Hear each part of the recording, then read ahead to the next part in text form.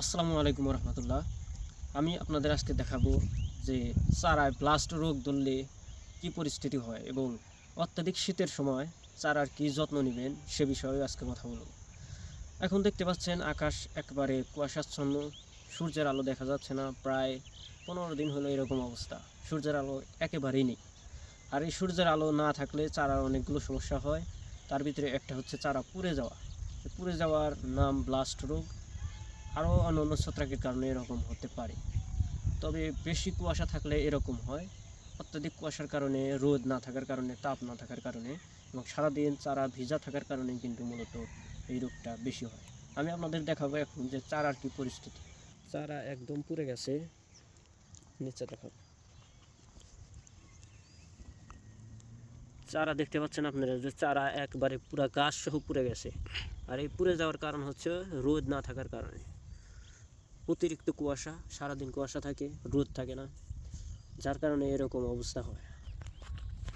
আপনারা দেখতে পাচ্ছেন যে চারাগুলো একেবারে পুড়ে গেছে। দেখতে পাচ্ছেন যেগুলো তাজা আছে সেগুলোও আস্তে আস্তে আস্তে আস্তে সব পুড়ে যাবে। এভাবে যদি চলতে থাকে তাহলে একটা চারাও বেঁচে থাকবে না, আস্তে আস্তে সম্পূর্ণ চারা নষ্ট হয়ে যাবে। দেখতে পাচ্ছেন অধিকাংশ চারাই লাল হয়ে গেছে, পচে গেছে, মনে হচ্ছে যে জায়গায় জায়গায় পুড়ে গেছে। দেখতে পাচ্ছেন চারাগুলো একেবারে নষ্ট হয়ে গেছে।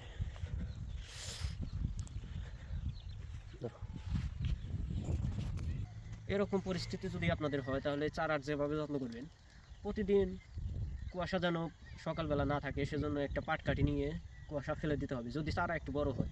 যেহেতু এ চারাগুলো একেবারে ছোটো, এগুলো ফেলে দিয়ে তেমন কোনো কাজ হবে না।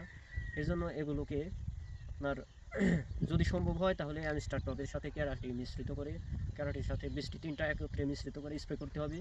স্প্রে করার পর 2 থেকে 3 দিন, যদি সম্ভব হয় 2 থেকে 3 দিন খোলা রেখে তারপরে পলিথিন দিয়ে ঢেকে দিতে হবে। সাদা পাতলা পলিথিন দিয়ে ঢেকে দিতে হবে। পলিথিন দিয়ে ঢেকে দিলে কিন্তু সমস্যার অনেকটাই সমাধান হয়ে যাবে। পলিথিন দিয়ে ঢাকার 10 থেকে 15 দিন পর দেখবেন যে যে চারাগুলো বেঁচে আছে সেগুলো সবুজ, সতেজ এবং সবল হওয়া শুরু করবে।